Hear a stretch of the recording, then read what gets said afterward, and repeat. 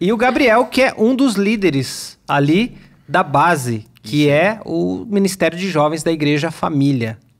Isso aí, Base Jovens, nosso ministério que está ali. Estamos trabalhando na Igreja Família para construir algo com eles ali. Que legal. Já passou aqui o João, o Jotinha, né? Jotinha. Que é também um dos líderes lá. Isso. E já vamos começar perguntando como que é trabalhar com o Jota. Cara, maravilhoso. Maravilhoso você ter um cara do seu lado que o status do WhatsApp dele tá assim, nem Deus responde na hora. É maravilhoso. Trabalhar com alguém assim é rápido, né? É incrível. Eu acho que a nossa maior diferença e um problema de relacionamento é que ele é palmeirense e eu sou corintiano. Eita. Né? Mas trabalhar com o Jota, brincadeiras à parte, é incrível, né? Legal. Foi uma das perguntas que o pastor Eduardo fez, né, para mim, quando ele chamou a gente para liderança. Ele me falou assim: eu tô pensando em formar uma liderança e o Jota é uma pessoa que eu quero colocar com você. E o que você acha? Eu falei assim, o Jota é meu irmão. Uhum. Então a gente tem... É incrível, eu gosto muito de trabalhar com ele. A gente é parça. Que legal, que legal. Pra quem não te conhece, Gabriel, se apresenta aí, quem é você, o que você faz. Show, meu nome é Gabriel, né? Me chamo Gabriel Cardoso, tenho 31 anos, sou casado com a Tamara, pai da Zoe, que tá aí no forninho, chega em novembro, né? Tô ali na base desde novembro, nós assumimos a base. Legal. Um pouquinho menos de um ano. Passei um tempo na missão, fiquei 4 anos em Jocum, rodei um pouco o mundo. Sou designer, né? Trabalho um pouco com criatividade, criação. E tô aqui, né? Servindo na base, servindo no que eu posso ali na Igreja Família. Legal. Pouco a pouco avançando. Você tá na Igreja Família, que é uma igreja batista, para quem não conhece, quem é fora de Sorocaba aqui. Há quanto tempo? Eu tô ali na Igreja de Família desde 2020. 2 anos. 2 anos. 2 anos. E a sua formação é batista? Como é que é? Conta um pouquinho. Não, eu me converti com 17 anos numa outra igreja aqui de Sorocaba, né? Na Igreja Agnus. Eu fiquei 11 anos lá. Então eu me converti ali. Fiquei todo esse tempo caminhando ali.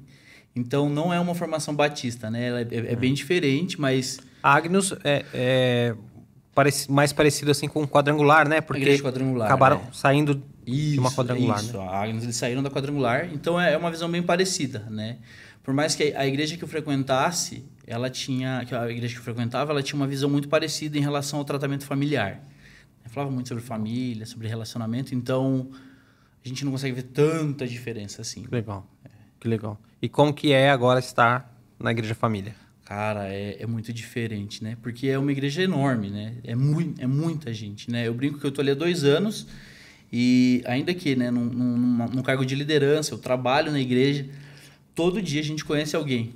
Todo dia tem alguém novo e às vezes esse alguém novo tá na igreja há 30 anos, né? Às vezes chegam uns senhorzinhos lá para entregar oferta, para tomar ceia, e são pessoas que eu nunca vi na vida. E que estão lá, e que às vezes falam assim, você que é o irmão que lidera jovens, e cumprimenta a gente não sabe o nome. Então, é muito legal, assim, porque ainda que seja uma igreja grande, existe um relacionamento. As pessoas sabem quem elas são, né? Eu tô chegando agora, eu tô conhecendo, mas as pessoas sabem quem você é. Elas te olham no olho, elas conversam com você. E eu acho que foi o que me cativou, né? Quando eu cheguei na igreja, que me fez me sentir dentro de casa. É essa questão do relacionamento. Eu me senti amado. Né, me senti cuidado e estou muito feliz ali, muito feliz. E você cresceu já na igreja? Você sempre... Não. Conta essa história aí pra gente. Eu me converti com 17 anos. A minha mãe, ela nasceu, né, numa família cristã. Meus avós, eles eram presbiterianos. Se eu não me engano, eles eram presbiterianos. Porém, minha mãe se afastou, né, na juventude e tal. Casou, conheceu meu pai. E eu não cresci na igreja, mas a minha mãe, ela sempre tentou me ensinar que existia um caminho. Então, minha mãe falou assim, vai na escola bíblica. Tinha uma quadrangular atrás da casa dos meus pais. Que legal. Falei assim, vai lá. E aí eu ia na escola dominical, ia nos eventos de EBF, comer uns lanchinhos. Tinha vários amigos na igreja, então eu sempre fui. Até que em 2008, né, eu estava numa fase assim, bem trash da minha vida, bem difícil, né? Um adolescente, né? Bebida, droga, essa vida doida. E na porta de um show, eu ouvi o Espírito Santo falar comigo. Uau. Chega. E eu lembro que eu tava muito bêbado. E eu ouvi o Espírito Santo falar comigo assim, chega. Aqui em Sorocaba mesmo? Aqui em Sorocaba. Ali na frente da Uniso, da cidade universitária, naquele posto que tem ali. Eu tava ali muito bêbado. E eu tava no banheiro passando mal e eu ouvi uma voz, assim, audível, que falava comigo assim, chega. E na hora eu assustei. Tinha um policial no banheiro ainda, eu comecei a chorar. Ele falou, tá tudo bem? Eu falei, não, tá tudo bem. E aquele estado de embriaguez passou. Eu fiquei no show ainda, mas assim, foi um processo ali de 2 semanas em que as coisas começaram a ser arrancadas da minha vida, amigos e tal. E aí eu fui pra igreja, dia 27 de julho de 2008. E desde então nunca mais saí. E a transformação foi Cara, foi surreal. total, assim. Total. Foi um processo ou foi imediato, assim? Foi um Foi assim, choque ali que você levou? Foi um choque. Foi um choque. Porque eu tava vivendo a minha vida e eu lembro assim como se fosse hoje. Porque eu joguei basquete boa parte da minha vida, então eu tava naquele afã ainda assim, tipo, quero jogar e tal, tinha 17 anos, mas as coisas não aconteciam. E aí eu chego na igreja, eu tinha vários amigos. E quando eu falei pros meus amigos na escola, pô, fui na igreja, os meus amigos eram os caras que levavam bebida, levavam droga, faziam um monte de coisa. São coisas que, tomara que meu pai não assista esse podcast. A minha mãe sabe essas histórias. Ele não sabia até agora. Meu pai não sabia até agora. Minha mãe, o dia que ela ouviu, ela ficou assim, ó. Mas, né, meu pai suspeita. E esses amigos, eles faziam muitas coisas. E eu falei, eu fui pra igreja. E aí a galera falou assim, não, sai daqui. Foi assim, instantâneo. No momento que eu me posicionei, eu falei, vou pra igreja. Eles se afastaram. É como se Deus estivesse tirando as pessoas. E eles falaram assim, não, você é crente, agora você vai dar dinheiro pra pastor. E eu tinha ido em um culto. E aí eu vi e falei assim, pô, eu tô sozinho. Eu ia sentar com os caras no intervalo, ninguém queria estar comigo. E aí eu falei, pô, tem a galera da igreja que vem aqui na escola. E eu comecei a me aproximar deles.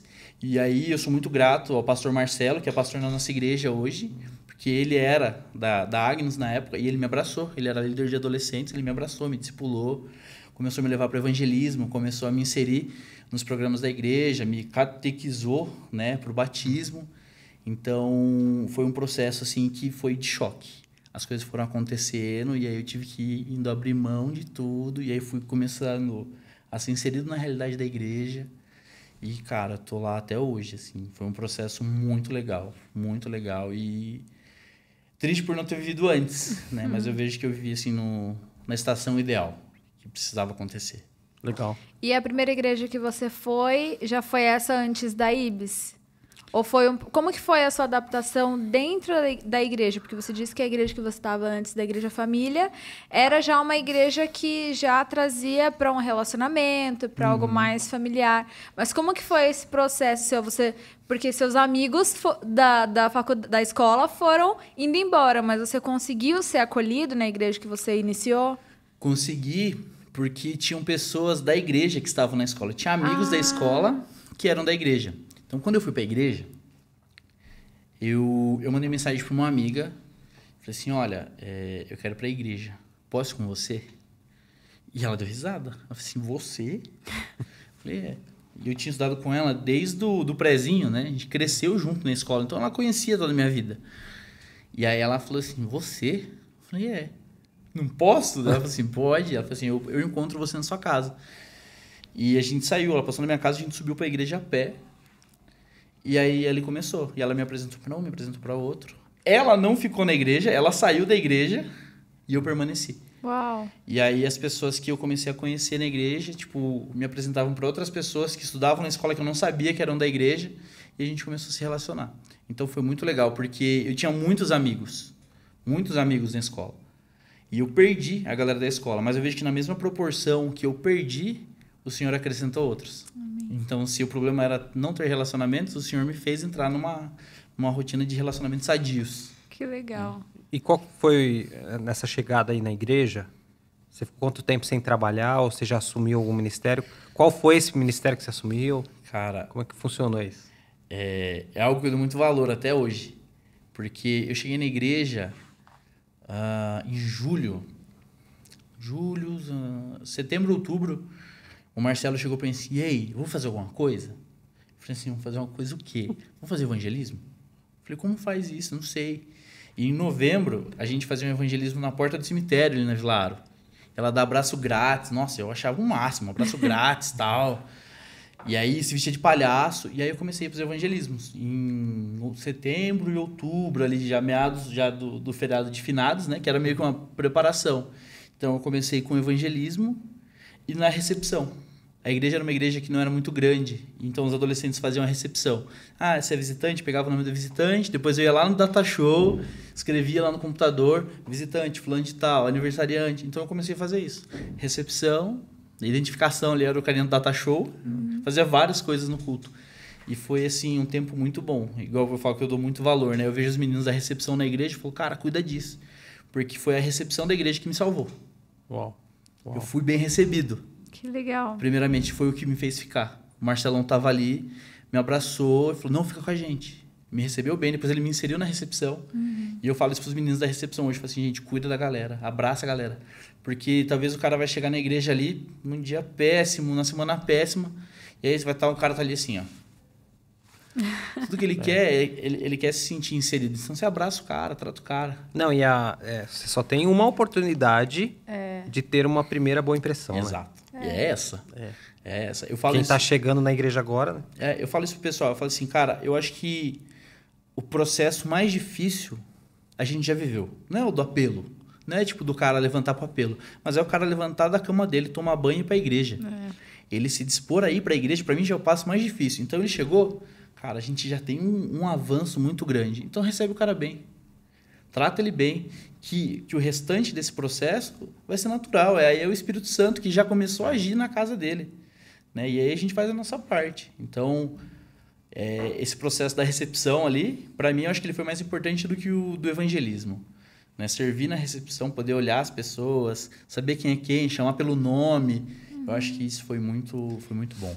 Até porque, como aconteceu com você, você não foi chamado por um amigo, né? Você ouviu a voz de Deus. Então, isso queimou no seu coração e te impulsionou a ir para uma igreja. Então, se você não tivesse sido bem acolhido ali, talvez você falaria, tá, beleza, Deus, mas vou para onde? Porque aqui não me receberam bem, né? E da mesma forma que aconteceu com você, pode acontecer com outras pessoas, né? Como é que elas vão chegar na igreja? Elas não foram convidadas por ninguém, só que quando elas têm o contato com um cristão, ao invés delas serem bem recebidas, elas se sentem... Como é que fala? Muitas vezes é uma barreira ali, né? Elas rejeitadas ali naquele ambiente. Exatamente. Tipo, tô aqui, tô deixado de lado. E é muito doido, porque eu tava refletindo isso vindo para cá. O mundo ele é muito mais atrativo do que a igreja pro jovem. Hoje, Gabriel, nossa, o que você está falando? O mundo é muito mais atrativo. Se eu for falar para você que não eu tô mentindo. Se eu for falar para você que ir pro rolê não é legal, é mentira. O pecado ele é gostoso, ele é atrativo, senão ninguém cometia. Então, assim, qual que é o X da questão? Você ser quem você precisa ser. Né? A imagem de Cristo, a semelhança de Cristo que abraça, que cuida, que transmite o amor. Se você não viver isso, você vai perder o cara pro entretenimento, vai perder o cara pro show. Pô, do lado da nossa igreja tem 2 baladas gigantescas, tem 2 casas de show gigantescas. Sério? A gente escuta show ali, porque tem uma balada que nasceu ali, um Aras ali e uma outra na Castelinho. A gente escuta show dali da igreja. Eu falo, cara, eu já vi jovens que saíram do culto e foram pra lá. E aí o cara me procurar na semana e falar assim, pô, eu fui pra lá, mas eu tava errado, era melhor eu ter ficado aqui. Então, tipo assim, é a nossa recepção, sabe? É o nosso cuidado que vai dar esse tom do relacionamento. Se o cara vai permanecer aqui ou ele vai passar reto e vai entrar na rua da balada ali. Esse foi um corte do NSDC Cast. Para conferir o podcast completo, que a gente fala muito mais sobre esse assunto, é só clicar no link que está aqui na descrição e conferir aqui no nosso canal no YouTube.